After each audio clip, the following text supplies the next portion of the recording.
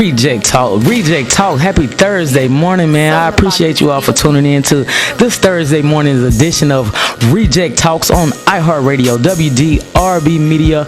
I am Reject, the voice of your community. If you're not following me yet, I need you to go ahead and follow me. Take your cell phones out right now. I know you got them in your hands, man. Go ahead and hit that app button and go ahead and download the iHeartRadio app and follow WDRB Media. Tune in every Thursday morning at 0630. Let a friend know to tell a friend. If you have Instagram, I need you to follow me on Instagram at Davis_girl36. That's again at Davis_girl36. In the Clubhouse, I say from Clubhouse to my house, man. If you're not following me now on Clubhouse, I need you to go ahead and do that. At Clubhouse, you can follow me at Reject1979 on Clubhouse. That's at Reject1979. I just cleared up a few spaces, man. I got some space left on my Facebook. So if you're not following me on Facebook, yeah, you need to go ahead and tap in. That's at Roman Davis on Facebook. Roshika Davis, Rosheka Davis or Roman. I think you can find it either or way. Man, go ahead and tap in real fast. Reject Talks is being brought to you today I'm being sponsored by Bridging the Gap. I'm super excited about this venture. It's an innovation and music. They believe innovation and music is the solution, to bridging the gap with these children. It's a new innovative way to reconnect our youth through entertainment, entrepreneurship, and innovation. If you want more information about Bridging the Gap, you can get that information at btgyp.org. That's btgyp.org. If you have telephone access, you can reach her at area code 757-256-2469. That's 757-256-2469. Her name's Tamara, man. A super dope person, man. I'm excited about this venture. Again, I'm sponsored in part by Bridging the Gap, a nonprofit organization out of Newport News, Virginia. Today I have a guest host with me. I have a little co-host with me. I'm gonna go ahead and let her say hello. Let them know. Tell them hello, Lyric. I have Lyric with me today, ladies and gentlemen. Hi, my name's Lyric. Lyric has a poem she's going to read for you all. Go ahead and read them the poem, Lyric. Okay. Children of long ago. The children who lived a long time ago in the country towns ate picnics under spreading trees, played hopscotch on the cool dirt yards, picked juicy grapes from broad grapevines, pulled beets and potatoes from the ground. Those children of long ago. The children who lived a long time ago in the little country towns, tromped to school on hard frozen roads, warmed themselves by wood-burning stoves, ate supper by light from oil-filled lamps, built fancy snowmen dressed like clowns. Those children of long ago. The children who lived a long time ago in little country towns, decked themselves in their Sunday best, went to church and visited friends, sang happy songs with their mamas and papas, traveled through books for sights and sounds. Those children of long ago. Thank you, Lyric. Lyric selected this poem today. Lyric, how did that poem make you feel? It made me feel okay. The children from long ago, they did a lot of things long ago. Would you like to do those things today? Not at all. Today, what do y'all do? What do y'all do today, children of the world today? We live in homes and we play outside, but don't play outside for forever as these children long ago did. Technology has taken over, right? Yes. Hey, that's why we're bridging the gap, baby. We're bridging the gap again, man. Bridging the gap, a new innovative way to reconnect our youth through entertainment, entrepreneurship, and innovation. As you could tell, man, times are changing, so we have to get with it. I appreciate you, Lyric, for being my co-host today. Thank you for being here with me. You're welcome. And now we're about to get into an interview. Man, this young lady, I met her. I like to say from Clubhouse to my house, like for real. I am super excited to bring our guest to us today. I'm calling her up on the phone right now. As I am getting her on the phone. Her name is Christian Lynn. Christian Lynn. I'm going to ask her exactly how to pronounce. Yeah, how you doing? What's up? I didn't even know you were here yet. Yeah, I know I'm butchering that, right? No, say it again. Christian Lynn.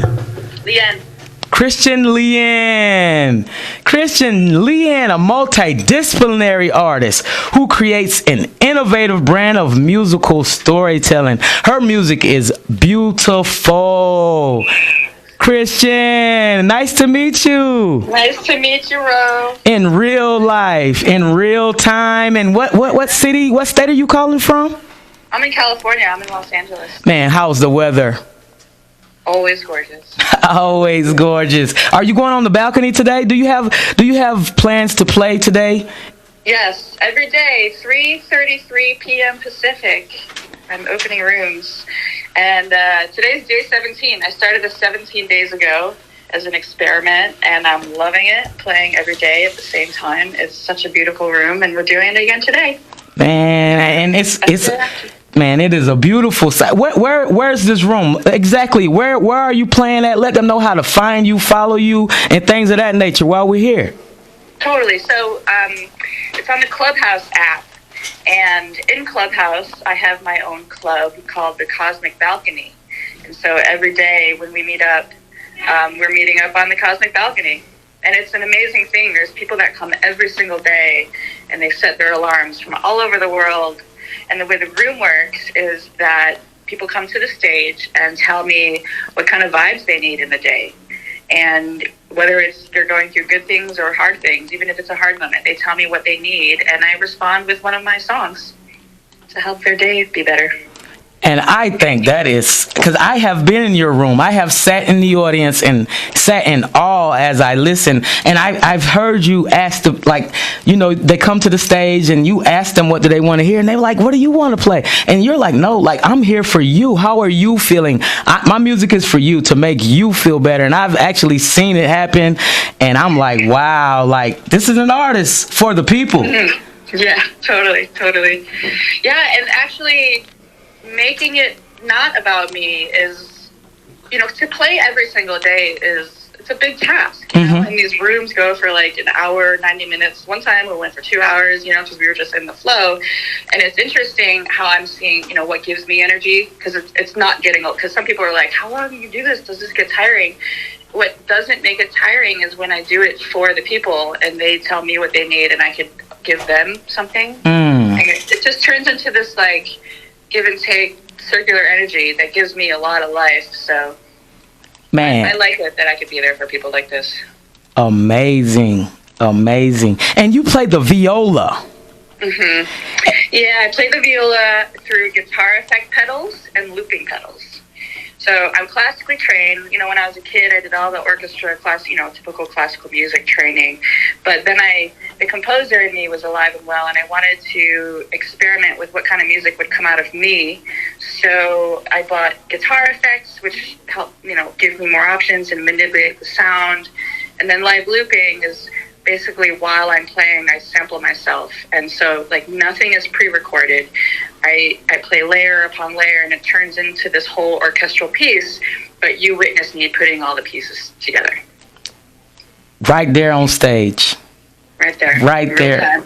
Man, that is amazing. I noticed that I was doing my research, and you said the viola chose you. It did, yeah. My older brother played viola, and I was 6 years old. Imagine little me, 6 years old, hearing him practice, and I had so many opinions about how this instrument should be played. And it's so funny. I shared them with him, like, hey. At 6? Yeah, like, hey, if you played this note longer, if you just, like, held it out, I think it would feel more. My brother was like, you know, he's 9, I'm 6. He's like, get out of my room. So I was like, the solution was I need to play the viola because I just felt like I knew what to do with it. Yeah. From a very young age. It was cool, yeah. And it fooled me, yeah. And you've been on it ever since. ever since. And you have tapped into other instruments, correct? Yeah, I play like guitar and keyboard and harmonica and kalimba. But, I have to say, like, the viola is like my axe. Yes. Like, the viola is like the one where I'm like really, really trained and can do a lot. And then, like, I have a Moog synthesizer, which is super cool, and I experiment with all these different instruments with my music. But the heart of it is the viola when you listen to my music. Mm-hmm. And you definitely put your heart into it. Definitely do that. I know when I hear your music and on my research, that's what it's for. I was like, man, I heard a story, like I saw a story when I just heard your music. It definitely makes me creative. It just makes me want to be active. Good. Yeah, that's the thing. Yeah, like a lot of people paint, write, get work done to my music. A lot of people train to it, like physically, running, exercise. It for some reason it invokes focus and activity and creativity. It's cool, which is I didn't expect that, but I hear it a lot. I love that. And so you, as the artist, you're creating it. You're in the creative zone and things of that nature. So you don't need the music for that. But how do you create it? Like, where does it come from? Like how does Christian make it happen? Because it's so beautiful. I'm just like, dang, where's her head at where's her heart at? That's it. Yeah. That's what it is. Okay, so it's really rooted in storytelling. When it was time for university, I actually got my degree in like literature and communications and not in music, because at that time I wanted to keep exploring other avenues of my own creativity. And I trained to be a writer and director, and narrative and stories have a lot to do with my inspiration. So, if you look at all my albums, they're all concept albums that have a journey and a story attached to it. Every song I create has some sort of intention, or either it's a story or an intention. Like Love of Fate, the song that you really like, mm-hmm. is a nod to this Latin term amor fati, and what that means is when you accept everything about your life and everything that happened for you to be here, not just the good but the bad, and to like fall in love with your place in the world. And I'm like, wow, what would that sound like in a song? So I hear like a concept, and then I wonder, what would that sound like? What would that feel like if I were to put music to it, Or my song Unconditional was, I wanted to capture the feeling of unconditional love. Or, like any song you name me, I could tell you like what was the story and the intention behind it and what I was trying to say first in concept. Yes. And then I go and make the song and it comes out. It comes out as such, and it's funny that you said, because Love and Fate, like that song resonated with me, right? But it's because I'm on my self-love journey, and I'm realizing how dope I am, and how I found my purpose and my place in this life, and that's what it is. That's exactly what it is. That's why that song is speaking to me. I'm glad you're on that journey, man. We all need to be on that journey of self-love, right? Oh, yeah, and it's a journey. It sure is. It's a journey. It's a journey. And I think a lot of the world is on that journey right now, man. I'm seeing so much love and people coming together in Clubhouse. I love to say from Clubhouse to my house, because the objective is, to build these relationships, to take it, eventually to bring it to real life, Mm-hmm. Yeah, hopefully coming soon. Clubhouse is amazing like that, how we can just be in the same room and talk to each other and just feel each other's vibe, even though we can't be in the same place. Isn't that nice? It's real nice. Because I was going to ask, because of COVID, so how has COVID impacted you? It hasn't stopped you at all, but how has it impacted you, positive or negatively? Like, how has it been for you musically with COVID? Overall, it was positive. There was a lot of coincidence. So in the fall of 2019, I had been traveling and, all over, to just constantly traveling to perform, which I love, but it was like 3-4 years of nonstop travel. And it's funny, I had this gig in the fall of 2019 and I came home and I said, you know what? I don't want to travel in 2020. I just want to be home, and I want to make a new album, and I want to make new stuff and just take a break and enjoy my city. And then boom. And then boom, I was like, ooh. So it was cool. It was the fall of 2019 all the way up to the day before lockdown. I was recording a new album, and I was so focused Then Yeah. when I was recording that, when friends would call me to say, "Come, let's hang out," I said, "Call me in April 2020. I'm really doing something right now, really focused." So when lockdown hit, the album was like 95% done, which is amazing because it would have been much harder to do on during lockdown. So it's cool. This fall I have a whole new full-length album coming out. I can't wait. Can't wait to hear it. I can't wait to hear it. Are you ready to get back into travel now, since we have been forced into, solitude? It's funny because the thing about lockdown that every musician is going to resonate when they hear me say this is how much we miss live performance, because there's an energy in performing with an audience, that there's like this energy exchange that nothing, and like a communication that nothing replaces, and Clubhouse is the closest thing I've gotten to it, but man, do I miss being on stages under those lights, and everyone does. So of course I can't wait for that, but it for everybody, it needs to be safe for anyone to have peace of mind about it. So I can't, but man, it's those concerts when we all get together again for live music. Can you imagine how emotional we're all going to be? Man, it's going to be amazing. It's going to be amazing. Amazing. And I know there's a lot of artists that are going to resurrect, that are going to come forth. Man, I can't wait until the world really opens back up. Like you said, Clubhouse is about as close as we're going to get right now, and it's doing its thing. Like, I met you here, and I definitely am happy that I had that experience and the opportunity to meet you, because your music is dope. Outside of this, I don't know, Christian, I probably never would have heard of you. I know, there's that. Like, how would we have found each other if it wasn't for...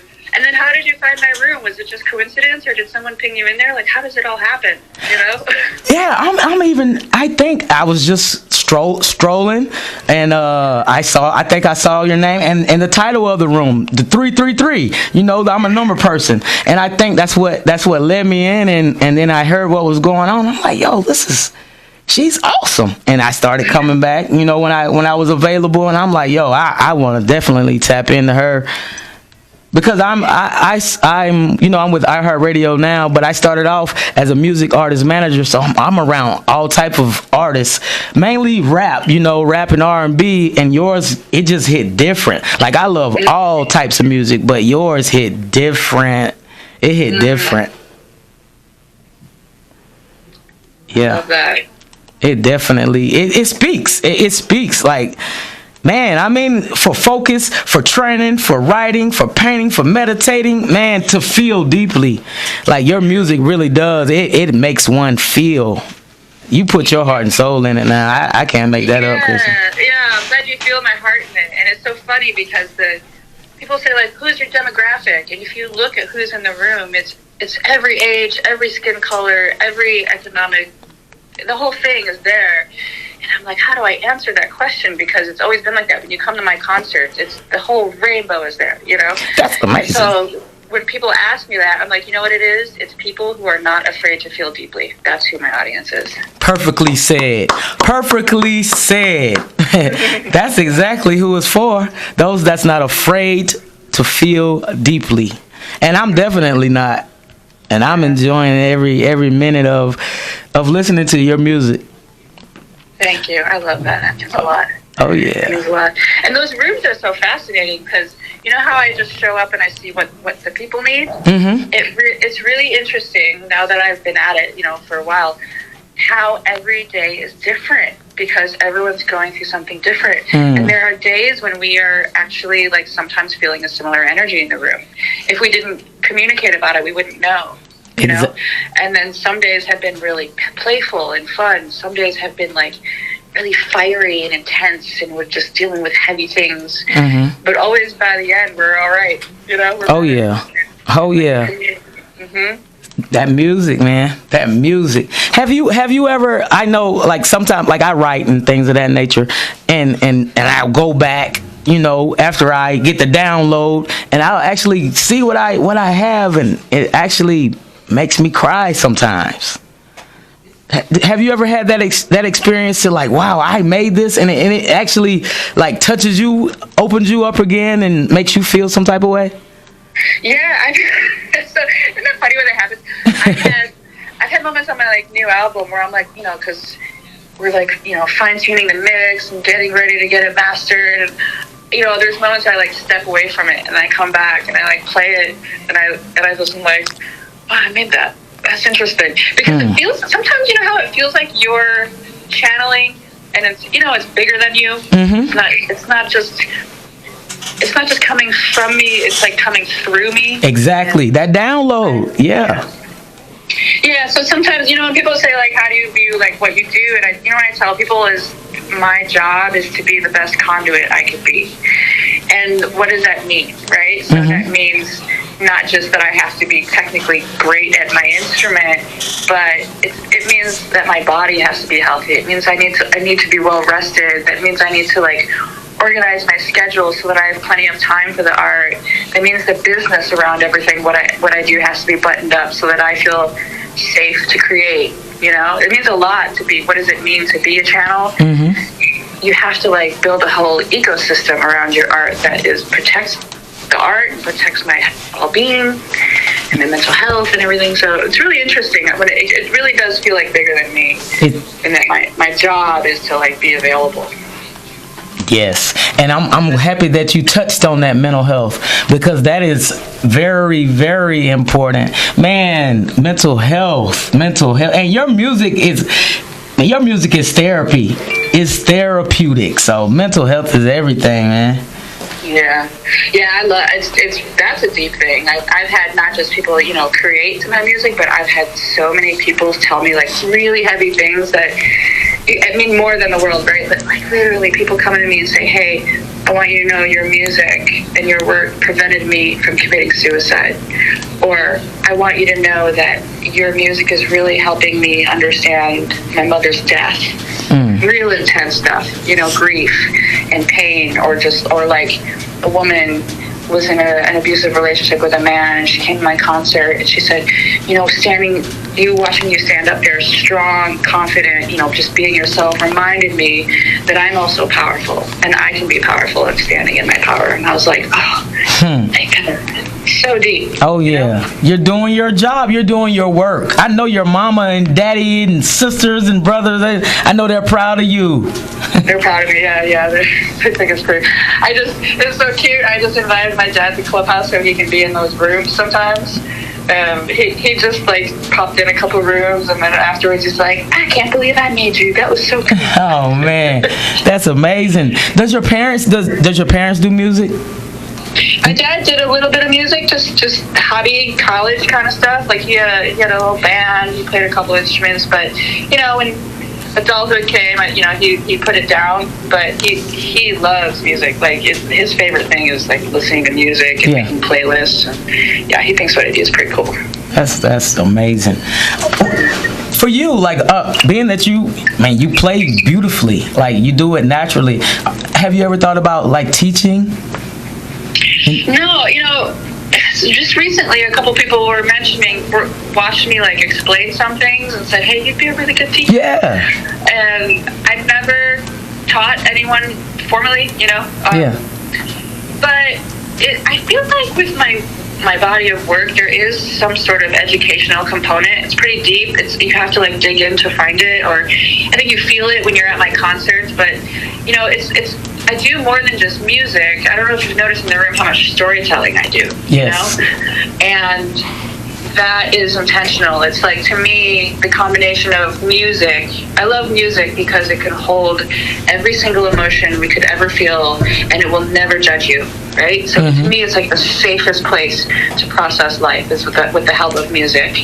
And then I love storytelling because of the way that we can learn, like the teaching tool it is. And you know, when we tell stories, we can like share lessons without triggering the ego, without sounding like we're lecturing people, you know what I mean? Yeah. It's like a really creative way to share wisdom. So that's like how I prefer to share and teach, is through these experiences that I make, whether it's a concert or an album, or you know, one of my my album Elpis was turned into a whole ballet production where I was on stage, not just performing but doing storytelling with like a whole dance company at my side. And that's a video that's coming out in a couple months. and that it's all art. Yes. But it's also, there is a teaching element to it. There's something I'm trying to explain. But I don't do it in a lectury, literal way. I do it in a creative way, artistic way. And I'm for it, and I can't wait to see it. And on the way up, you know, I was listening to your music. I have my 9-year-old daughter with me today. She's my co-host today, and we were listening to your music. She dances as well. And I'm like, hey, can you see yourself dancing to this? And she said yes. But she's here. If you want to say hello to Miss Christian? Hi. Hi. How are you? What's your name again? Lyric. Lyric. Oh, that's a beautiful name. Thank you. Glad you enjoyed the music, Lyric. I did. Oh, yeah. So I definitely could see that, Christian. I appreciate you so much for being yourself, your true, authentic self, and not being afraid to share your gift and your gift with the world, you know. Man, this is just the beginning. Again, I appreciate you. Do you have any shout-outs or any final words of encouragement that you want to leave with the people before I allow you to go on about your day? Because I know you got to get ready. You know what I love to remind people is that I believe that everybody has their own special medicine to offer to the world that only they can give, lessons that only they can teach, that their life taught them, you know. I think you're witnessing my kind of original medicine, right? Just the energy that wants to come out of me. I believe everybody has that special gift, you know. I believe Lyric, your daughter, has a very special gift inside of her, and we all just need to believe that we have that and do the work to cultivate the gifts and our skills and our confidence and our belief in ourselves. So I just want to encourage everyone that, you know, we all have it in us, and we need to do the work of self-love and discipline and just show up. We just need to show up. That's it. That's that right there. Show up. If y'all haven't gotten anything else from Christian, show up for yourself. Christian, again, help people. Yes, show up for yourself and to help others. Christian, it's an honor. Thanks, man. Lock me in. Thanks for giving me a platform to share my work. I appreciate it. Yes, thank you for coming. And we will be in touch. And I will see you on Clubhouse. That's correct. You sure will. Enjoy your day, Christian. You too. All right. Bye. Bye. Yeah, it's Thursday. Wake up, wake up, wake up. This is Thursday's morning edition of Reject Talks, WDRB Media, iHeartRadio. I am Reject, the voice of your community. I am being brought to you today by Bridging the Gap. Bridging the Gap, man. Bridging the Gap is a non-profit organization based out of Newport News, Virginia. They believe that the new innovative way to connect with our youth is through entertainment, entrepreneurship, and innovation, man. If you want more information about Bridging the Gap, if you want to become a founder of Bridging the Gap, if you want to become a partner, a volunteer of Bridging the Gap, man, you can reach Tamara Wills at area code 757-256-2469. That's 757-256-2469. Or you can go online at btgyp.org. That's btgyp.org. If you're not already following me on social media, you need to follow me on social media at TikTok at Reject 2020, Snapchat at Davis Rashika 37, at Twitter at Reject, Instagram at Davis_girl 36, at Clubhouse at Reject 1979. If y'all don't know who that is, that's my baby. That's Lyric. I have a co-host with me today. That's Lyric. Again, if you're not following me on Instagram, I need you to do that. That's at Davis_girl 36, because Instagram is popping. You know, if you're not following me on the Clubhouse, you need to do that at Reject 1979. I'm about to make this phone call. I met this gentleman in the Clubhouse. His name is Adam Chicoa. Adam Chicoa. He is an author of 50 Days to a Better Life, 50-day system to personal transformation. Man, he's a super dope individual. He's setting up some situations for young girls, man. Young African American minority girls. He's gonna open up dance academies, studios in urban areas, man. So when I get him on the line, I'll let him tell a whole lot more about himself. Yes, hello. Hey, ladies and gentlemen, we have Mr. Adam Chicoa. Mr. Adam Chicoa on the phone right now, the author of 50 Days to a Better Investment, 50 Days to a Better Life, a whole 50-day system to personal transformation. How you doing, sir?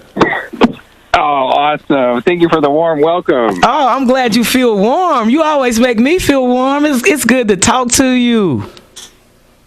Oh, awesome. I'm so happy to be here. Oh, yeah. What state are you in? Boston, Massachusetts. Boston, Massachusetts. What's the weather like today? Yes, beautiful. It's good enough to say I think we're done with this pandemic. Oh, man, I'll clap for that. I sure will clap for that, Adam. I can't wait for that to be over. We got stuff to do, don't we? Yes, we do. Tell them who you are. What do you have? Who is Mr. Adam Chicoa? And I know I'm probably chopping that thing up. Let them know who you are. Right, good. And I just want to make sure, can you hear me okay? I can hear you just fine. Yes, sir, I got you. Oh, that's great. Excellent. Yeah, I'm so happy to be here. And we connected, of course, a few weeks ago, and I appreciate you having me on today. Yes. Yes, so my second book is what's got me so excited for what I'm building. I'm building dance studios for black and brown young people of color, underprivileged youth. I believe our first dance studio is going to be here in Boston. So it's like a YMCA enrichment, after-school program, but it's a dance studio. So the focus is on supporting black and brown girls, young women of color. Yes. So it's already in the making. You're over there working it out, Adam. Oh, I'm so excited. So this is, and it's all the plans are in my new book, 50 Days to a Better Investment. Mm-hmm. And I didn't think it was going to be a book, by the way. These were just like business plans, like a vision for this great company I could build. Mm-hmm. I can share that I had my two boys in sports, and in the Boston area, they did a lot of sports. And for boys, there are a lot of opportunities for sports, of course. There's AAU basketball and Pop Warner football. And so there was one point at which we started playing teams in Boston, and it was the first time in my life as a white man I got to see like a youth basketball team with 12 black and brown boys. Mm-hmm. And I thought that was wonderful, fantastic. They had like 3 coaches. It was well organized. The uniforms looked amazing.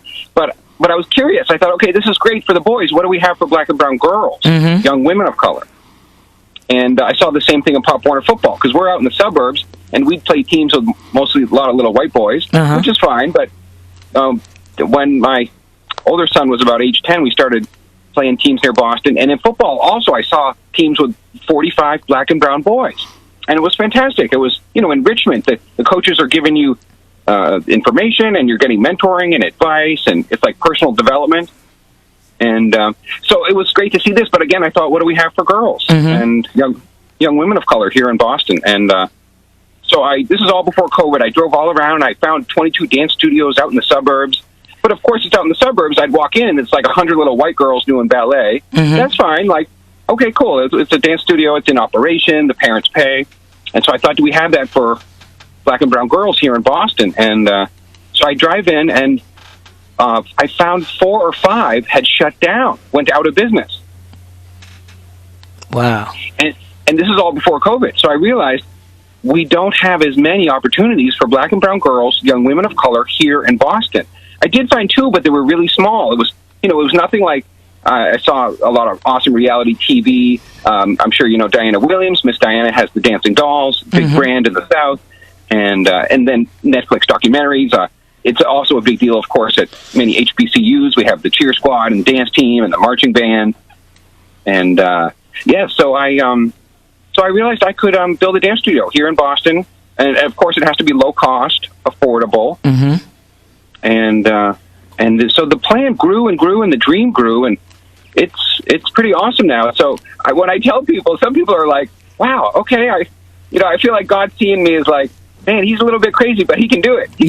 So yeah, you gotta believe. You gotta believe, Adam. And it's a lot of people. I'm happy to see that you're getting a lot of support, Adam. But what you're doing is great. I mean, I'm from Swansea, South Carolina. I have a 9-year-old. She's here with me right now, as a matter of fact. But she danced and like, the opportunities is minimal. Like, it's minimal. I remember signing her up when I first signed her up a couple years ago. I mean, she was the only brown girl, you know, but she did well, you know. But what you're doing is amazing. It's amazing, and it's going to work. It's going to work. I could see it popping off all across the country. Yes, and so I'll share that in the book. I share the full vision. It's a 20-year plan. I'm going to build 14 hip-hop dance studios in 14 major American cities, and it's all in the book. And I'm just so honored and so blessed. I really feel like it's a special mission from God. So I'm just, I wake up each day excited and inspired. It's like, I really feel like God trusts me. Like, wow, this Adam, we can give him this mission. He's going to do it. He's going to do it. Oh, yeah. Are your boys excited? Are your children? They're teenage boys. So, you know, teenagers only get so excited. Facts.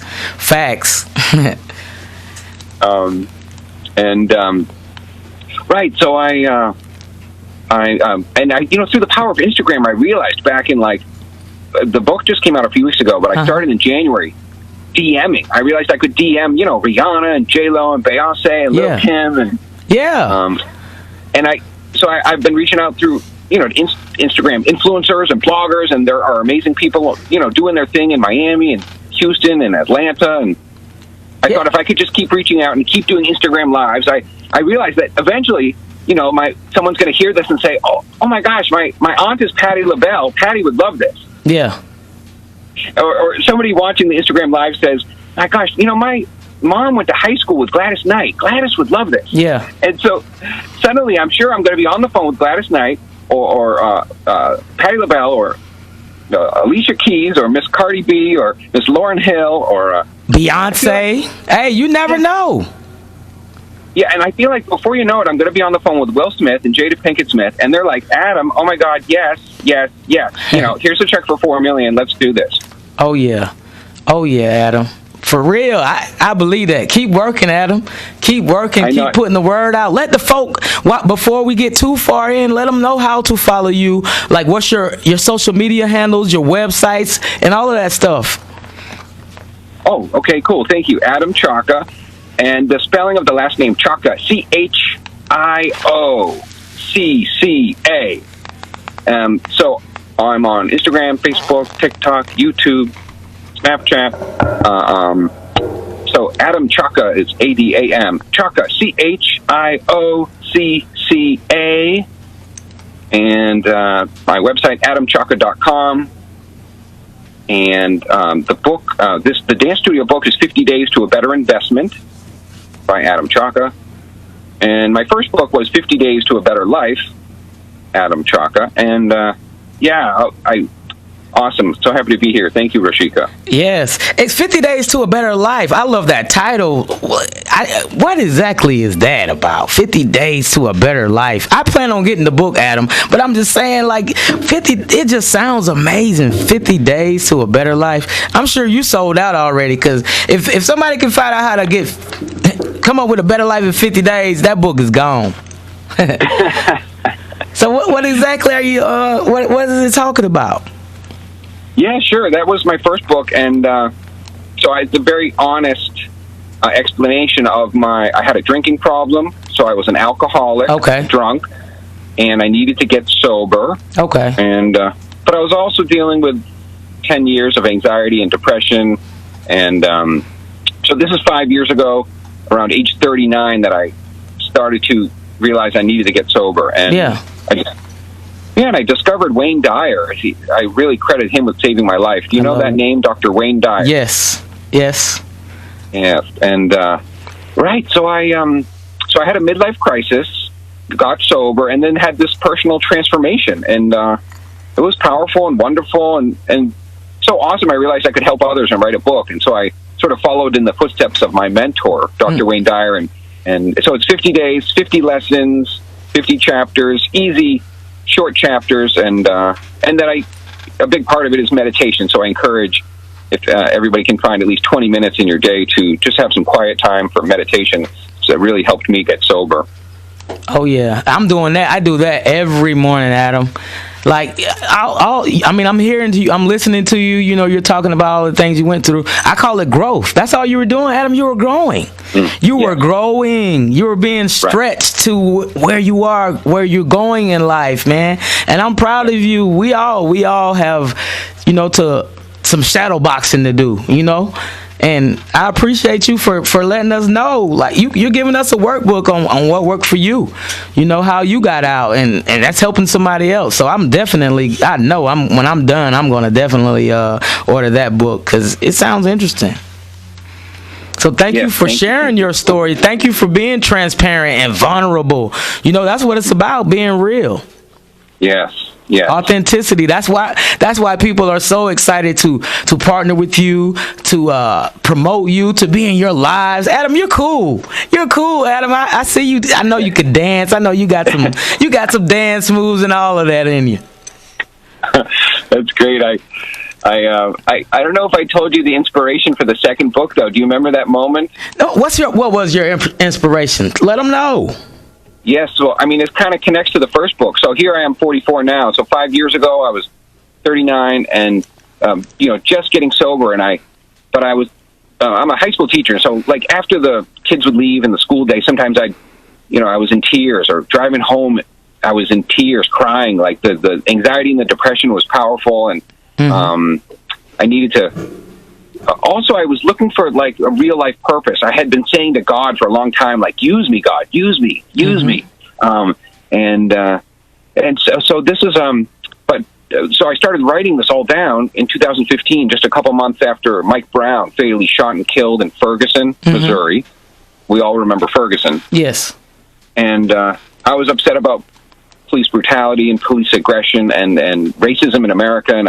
So I look up to God and I asked a really big question. I said, "Dear God, can I end racism in America?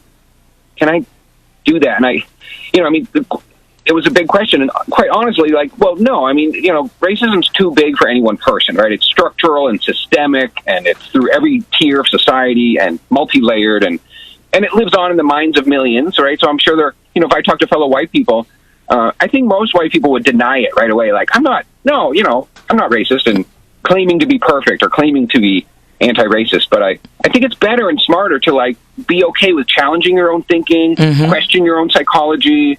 This is how we grow and change. Digging within. Like, you got to be real with yourself. Yeah. That's what you're saying? Yes. And I had been a student of African-American history for 25 years. So ever since college, it was my minor, African-American studies. So going back to, like, colonialism in Africa, to early American history. And I just feel so connected to history. And I've tried really seriously, like, to imagine, like, what it must have been like to, for an enslaved person in Georgia, let's say in 1724.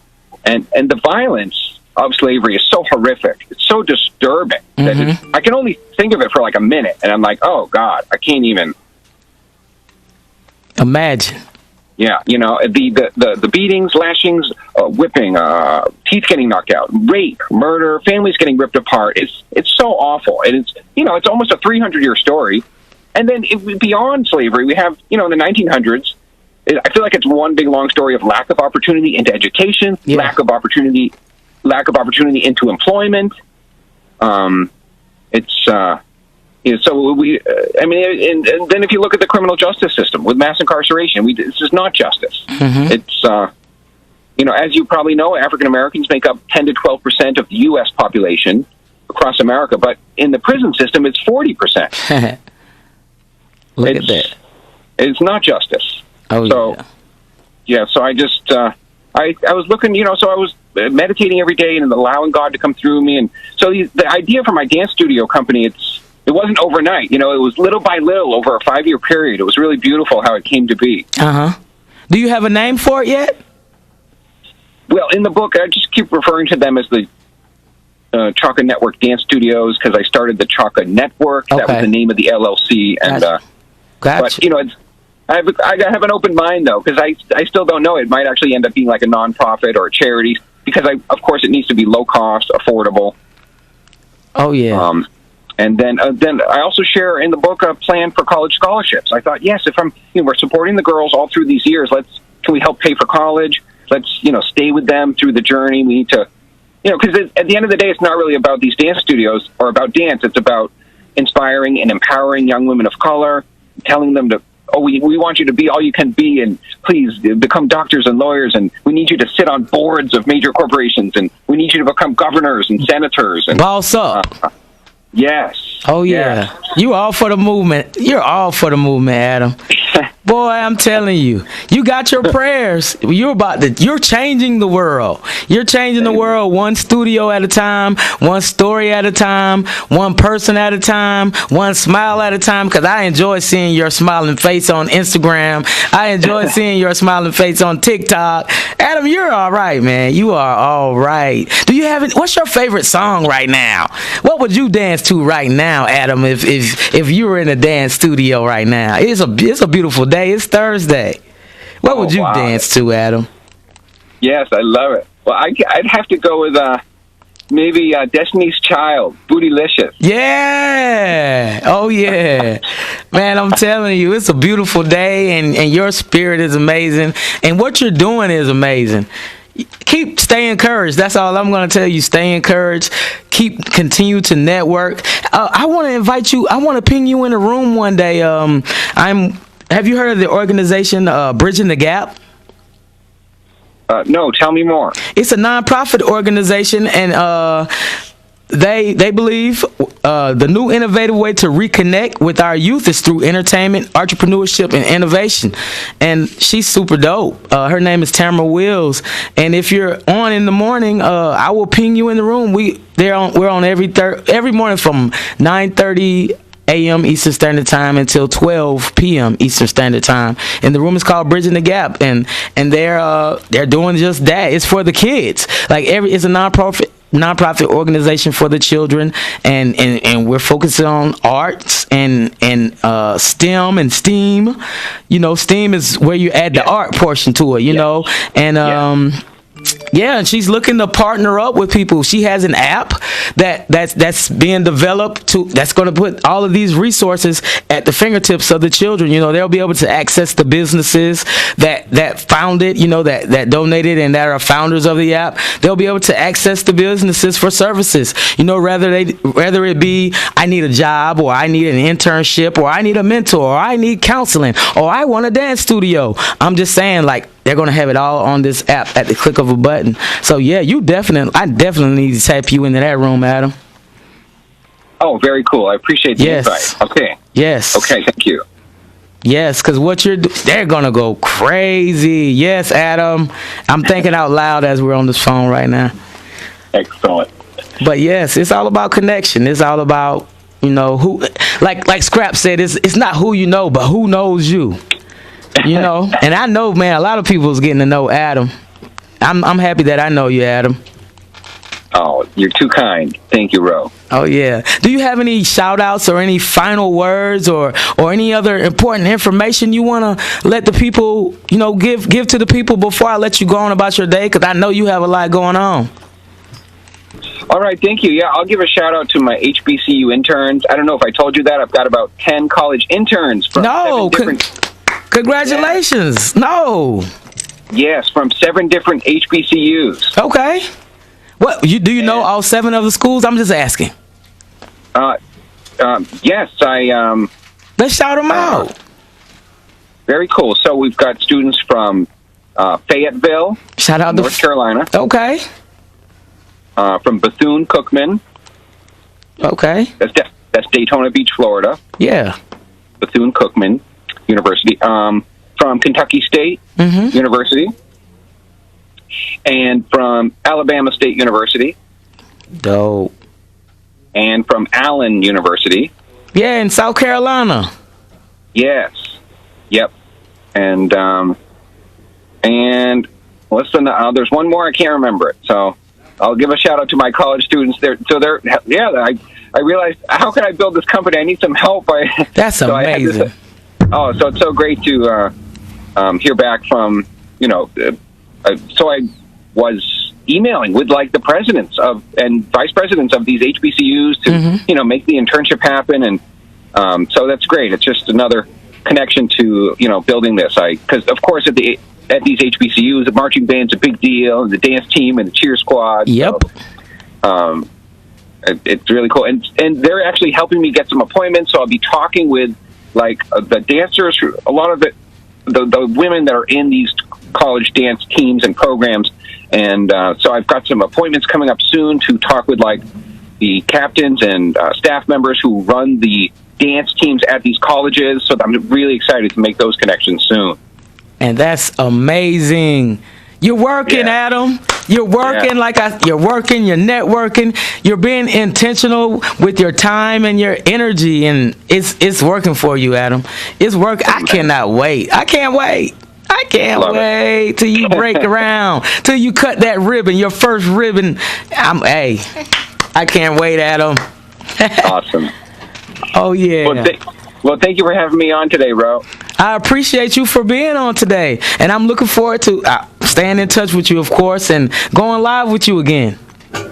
Excellent. And before I go, let me mention one more time, the book is 50 Days to a Better Investment. And it's on Amazon and on Barnes & Noble and all major bookseller websites. And this is my vision and plan for building the 14 dance studios in 14 major American cities for black and brown girls, young women of color. I have a plan for college scholarships. And it has to be low cost, affordable, the dance classes and dance team experiences. And I